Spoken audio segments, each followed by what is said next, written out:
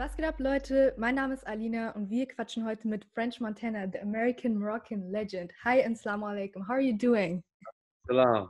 I'm good, man. I'm doing fine. Excellent. Great, great. Alhamdulillah.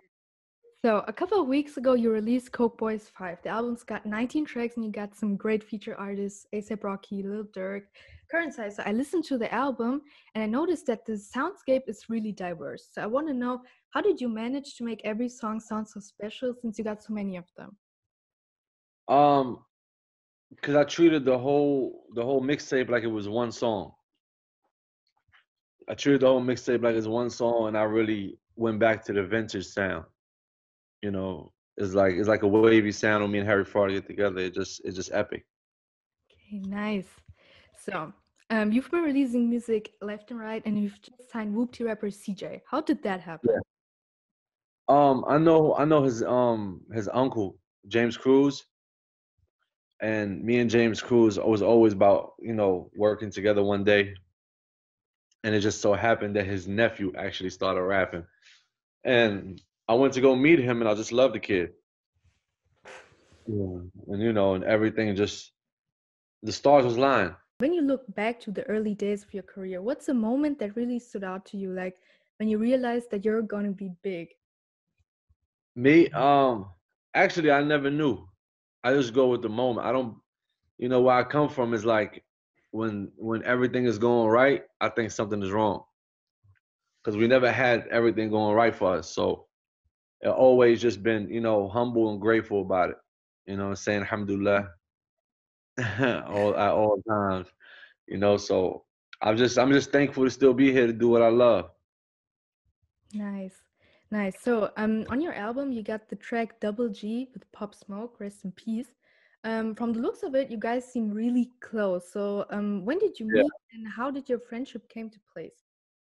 Met Pop Smoke about 4 years ago, and we just became great friends. He was a big fan of the wave music, and he was telling me about the mac and cheese mixtapes and stuff, and just was his favorite songs. We went in the studio. We just grew a bond, like a brotherly bond, and we made a lot of music together.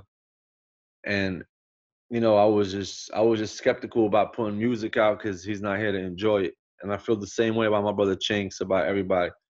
But I just had to realize that that's what they want me to do. What I'm saying? Like we can't, we gotta celebrate and not be sad about it. So I guess that was one of the songs that we loved, me and him, the most, and we halfway through shooting the video. So shout out to Big, Pop Smoke. You knew each other for like a couple of months, or when did you meet? Like 4 years ago. Oh, okay. That's a long Yeah, time. yeah, we knew each other for years. Yeah, I knew him before he blew up. Okay, but he was making music back then. Yeah, Okay, nice. So was it a New York thing that you met on like in the scene? yeah, yeah. We met through mutual people. You know what I'm saying? Shout out to his brother and shout out to everybody. Shout out to Stephen Victor. You know what I'm saying? But yeah, I knew Pop. But Pop been bubbling in the street scene for a little minute. It was just his time to go. That's why he had so much music. It was just like when is your time is your time.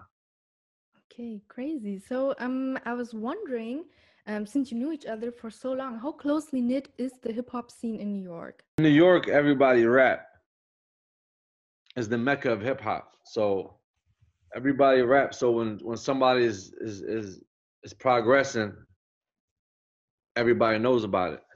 You know what I'm saying? So usually it's like climbing up a ladder. You're looking for the next steps. You usually would reach out to me, Fat Joe, this, that, for songs, this and that. And you get to pick and choose who you like as a rapper. And you get to help them, you know what I'm saying? 'Cause it's all about, helping newer artists, which I've been able to be blessed to do. You know what I'm saying? From Pop Smoke to Schmurda to Little Durk, is the list goes on. I'm glad, I'm in a position to help out and introduce people in the world to these people. Nice.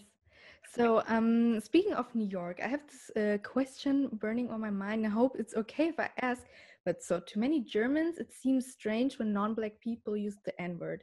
Yet in New York, it seems like common courtesy. So I wondered if you could explain to me why that is so. It stands for never ignorant, getting goals accomplished. It's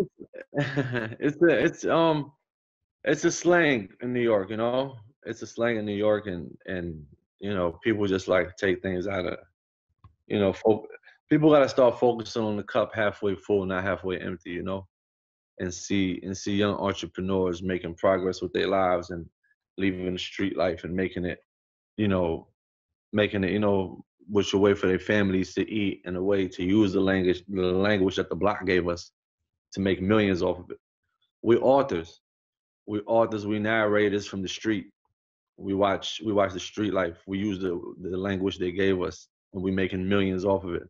I think people should focus on that more than focus on what we're using. You know what Yeah, I'm I saying? get Because it. we're not using it to hurt nobody. Mm, okay, get it. So you're always repping that Arab culture. How do you manage to stay connected to your roots since you live in the USA for most of the time, right? Yeah. Well, I immigrated here when I was 13.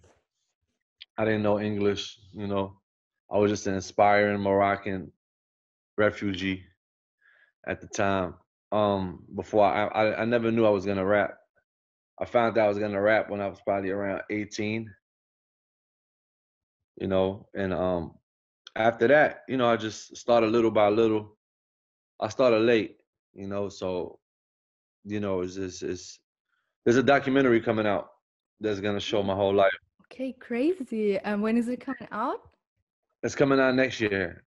So it's Okay. gonna it's gonna it's gonna inspire anybody wherever you're from, Morocco, Germany, wherever it is. Just, you know, when you immigrate from a certain place and just make it out to the world, I hope to motivate everybody. That's great. You recently talked to Ibro about sobering up and living the triple R, rich in money, rich in health, and rich in spirit. First of all, Uh-huh. congrats. How Uh-huh. was your journey and what was your first trigger to change something about your lifestyle? Um, Almost dying. I think that would be, you know, having too much fun that I ended up in ICU, and just realizing that I didn't get a chance to really live my life and experience nothing, you know, the way that God wanted me to experience it. You know, I feel like I was getting high all the time, drunk all the time. Just, you know, we made millions. We come from the block, we made millions. We living like rock stars, and when you do that for 15 years, then it's just like, you know, it goes like this. 15 years turn to one day. So that's what I realized, and I realized that I'm not gonna make $100 million, $1 billion like that. I need to be focused, because if I made all these millions, you know, moving like that, then I should be able to make a billion if I focus up. And just, you know, when you cross the mark for your first goal, you want to set a new set of goal for yourself and start a new chapter. You know what I'm saying? Like, you know, you can't be a hamster. You Yeah. know what I'm saying? You know, you wanna start a new race and push yourself to the limit. Because without that, you know, life is boring. You'll be quarantined your whole life. Yeah. Yeah, definitely. So, I love that. That sounds really inspiring, especially because I feel like a lot of young people struggle with that. So Hmm. it's great to hear that, you're changing and other people are too. So I think we're done. Thank you for that, and thanks for talking to us. Have a Thank, nice day. thank you Stay for having me. healthy. Thank you. So Thank you. thanks. Have a nice day and have a great Assalam. holiday season. You too. Bye. Take care.